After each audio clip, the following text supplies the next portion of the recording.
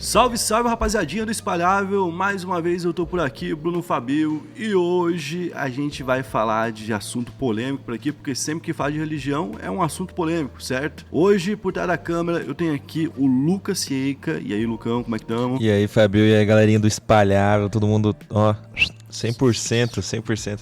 E qual que vai ser a média de like do vídeo de hoje? Eu quero, esse assunto aí é top, né? Assuntozinho assim, polêmicozinho. Um dos papas mais polêmicos da história, velho. Então eu acho que ele merece 850 likes. 850 likes.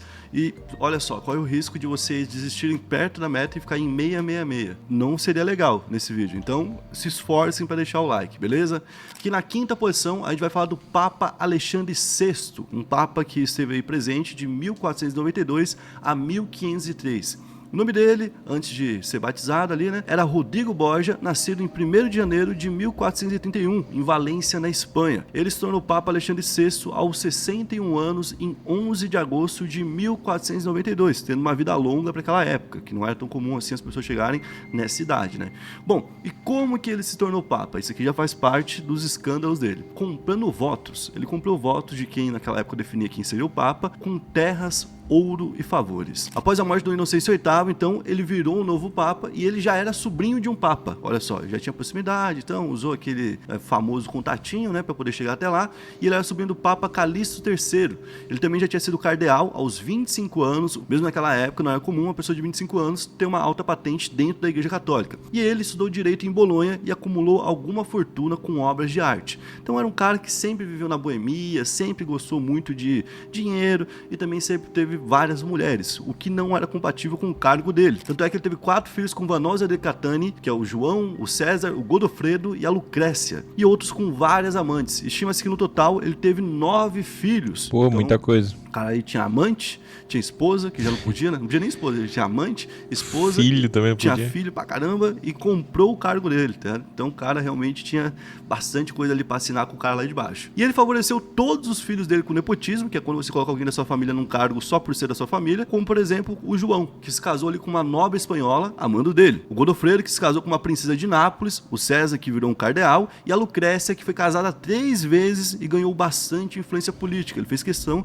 de deixar ali os filhos dele numa situação boa para quando ele fosse dessa para melhor ou para pior. E foi ele, inclusive, quem fez um negócio muito importante aqui pra gente. Foi ele quem dividiu o Novo Mundo entre Portugal e Espanha, quando ele fez o Tratado de Tordesilhas em 1494. Ele morreu em 18 de agosto de 1513 aos 72 anos, possivelmente de malária, mas também tem uma linha que diz que ele foi envenenado, para ver que nem naquela época ele era tão bem visto assim. Na quarta posição a gente vai falar do Papa Sérgio III, que foi Papa de 904 a 911. Ele que tinha uma origem nobre também, romana, já era então lá próximo de onde tudo acontecia, provavelmente da família Teofilato, que era uma família bem influente naquelas épocas, assumiu o papado em 29 de janeiro de 904. Ele era aliado do imperador Lambert contra o Papa Formosus e foi exilado, ou seja, foi expulso da onde morava, quando ele era bispo. Então ele já era um cara de dentro da igreja e mesmo assim foi expulso em 893, porque ele era um cara contra o Papa. Após a morte de Formoso em 896, ele participou do Sínodo do Cadáver, em 897. O que foi o Sínodo do Cadáver? Sabe, tem ideia do que é isso? Pior que eu lendo que não faço ideia. Não faz ideia? Basicamente... eles exumaram um outro papa, certo? Que já estava morto, que na visão dele teria errado muito. Colocaram o cara, o corpo do cara, não nem o corpo mais, o esqueleto do cara, ali num assento, num troninho, e julgaram o cara, depois de morto. E para poder condenar o cara, precisavam de uma confissão, certo? Porque... basicamente era isso, o cara teria que confessar os crimes que teoricamente teria feito e tudo mais, então colocaram um cara por detrás dessa cadeira respondendo por ele. Meu Deus, o nível, cara, né? um serviçal falando, não, fui eu que fiz sim, fui eu sim. E o cara podre já. O cara podre já, tipo assim, bem ridículo inclusive, né? E bom, ele participou desse momento constrangedor e depois tentou papado em 898, mas foi derrotado pelo João IX e foi excomungado. O que é excomungado? Quando você é expulso da Igreja Católica e basicamente naquela época você acreditava que se você era excomungado, você não iria pro céu. Então esse Papa, literalmente, até na visão católica, ele seria um cara que iria direto pro inferno. Ele retornou então em 904, agora apoiado pelo Teofilato, certo? E ele mandou estrangular o Papa Leão V V e o antipapa Cristóvão. O que é um antipapa? É alguém que se autodenomina papa, ou seja, o cara fala, eu sou o papa, aqui lá não é o papa, que era o Cristóvão, e ao mesmo tempo ele também mandou fazer o mesmo com o Papa Leão V. Isso depois de já ter mandado prender os dois. Ou seja, o cara mandou prender um papa, o outro papa que também existia na época. Não satisfeito, ainda mandou matar. E aí mandou matar os dois. Bom, ele também praticou nepotismo, depois bispos, que ele não gostava por qualquer tipo de motivo, e teve um filho com Marósia, filha do Teofilato. Então ele uniu ali o poder com quem colocou ele no poder, tudo mais. Foi um cara bem sujo, né? Esse filho dele, inclusive, depois também virou papa. O Papa João XI, papa de 931 a 935. E durante todo o governo dele, ele usou de violência e subornos até morrer em abril de 911. Então esse cara aqui também fez suborno, usou de violência, Tá feio. teve filho, julgou morto, matou papa. Pô, esse daqui zerou o Código Penal, né? Na terceira posição, a gente vai falar do Papa Júlio III, de 1550 a 1555. Giovanni Ciotti, nascido em Roma em 1487, virou Papa Júlio III em 7 de fevereiro de 1550. E aqui, cara, esse daqui é muito problemático. Ele adotou um cara chamado Inocêncio Ciotti, que recebeu o nome dele, né? Inocêncio Ciotti Del Monte, que era um jovem de 13 anos e que vivia em situação de rua. Então não tinha um lar nem nada. Até então parece que é tudo muito legal, né? Só que ele adotou como sobrinho. Aqui já começa a ficar estranho, né? Não adotou como filho. E esse sobrinho dele foi transformado em amante. Então, ele tinha um caso que na época era criticado inclusive por serem dois homens dentro da Igreja Católica, com um outro cara que ele tinha adotado como sobrinho e que era muito mais novo que ele. Então, já naquela época, isso gerou revolta na igreja, com reformistas que falavam, olha o que tá acontecendo, olha o que esse Papa tá fazendo, como que eu vou seguir a Igreja Católica sendo que o Papa faz isso, né? E o fato dele estar ficando com um homem, naquela época, foi muito pesado, foi até mais pesado que o fato dele estar ficando com o sobrinho dele, ou estar ficando com uma criança, e ele foi preso, então, em 1560. E algum tempo depois, em 1577, ele faleceu, então, já preso. Então, um outro cara que passou por aqui fez algumas coisas erradas, né? Na segunda posição, a gente vai falar do Papa Estevão VI, de 896 a 897. Esse aqui teve uma passagem curta, né? Bem rapidinho. Ele nasceu em Roma em 1850 e assumiu o papado em 22 de maio de 1896, ou seja, aos 46 anos, numa idade também um pouco prematura, né? Ele foi apoiado pelos duques do Spoleto, não o espaguetezinho ali. Ah, seria bom. Seria bom, né?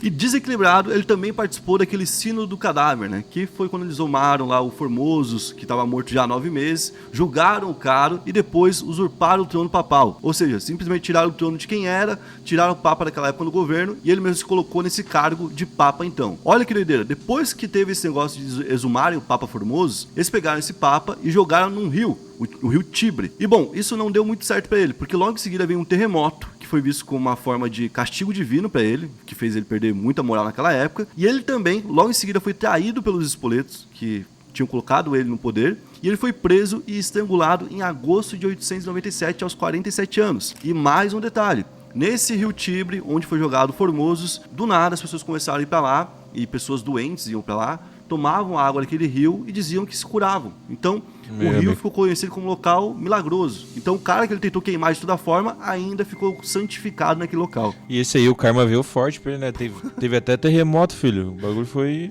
Não, foi um ano de passagem, mas foi... foi sinistro. Foi marcante. E na primeira posição a gente vai falar do Papa Bento IX, de 1032 a 1048. Teofilactus III de Túsculo, nascido entre 1012 e 1020, tornou-se Papa entre 18 e 20 anos. Ou seja, muito jovem, né? Tem até uma linha de pesquisadores que fala que, na verdade, ele foi Papa aos 11 anos. E então, seria o Papa mais novo, será que não? Eu tenho quase certeza que sim. E basicamente virou Papa por influência do pai dele, Albérico III, e os tios dele que também eram Papas, o Bento VIII e o João XIX. Então, ali, os dois que também já tinham sido papas, que eram da família, o pai, que era muito bem relacionado, colocaram ele nesse cargo de poder. Sem qualificação, ele cometeu todo tipo de pecado, né? A gente pode colocar como pecado, mas também como crime, né? Por exemplo, ele abusava sexualmente de todo tipo de pessoa, homens, mulheres, crianças, idosos, todo tipo mesmo. Fazia orgias ali homéricas, onde ele reunia animais, pessoas e tudo que tivesse no meio. Era bem sinistro. Isso é um papa, né? Isso é um papa, né? A gente não tá falando só de um cara de poder, é o papa, tá ligado? E ele também tirou a vida de muita gente. Algumas pessoas, inclusive, que foram vítimas dele, ele mesmo que teria tirado a vida dessas pessoas. Ou seja, além de mandar tirar a vida de alguém, ele mesmo teria colocado as mãos ali em alguém, né? E bom, ele foi expulso de Roma em 1036 e 1044. Ele voltou com o apoio do Conrado II e vendeu o papado. Olha que doideira. Esse cara aqui realmente, ele vendeu, cara vendeu. o papado. Ele falou assim, ó, botou lá no LX, vendo o papado, quem quiser ser papa é só pagar aqui um tantinho. E quem pagou foi o Gregório VI, em 1045. E bom, com esse dinheiro, o que ele fez? Ele pegou o dinheiro pra fazer um casamento. Nossa. Então, tipo, o cara... Bem gasto o dinheiro. Então o cara realmente queria fazer tudo que não era liberado. Então ele foi se casar e retomou em 1047, após a morte do Clemente II. Então o cara vendeu, se casou com o dinheiro e depois E voltou a ser tudo papa. em curto prazo, tá? Pode ver, 1 e 2 anos no máximo ele já tava mudando de ideia. Já tava mudando tudo, né? E ele tinha sido expulso de Roma, voltou a ser papa, vendeu o papado, voltou a ser papa, né? E foi expulso novamente em 1048. Foi 1 ano depois. O cara era louco.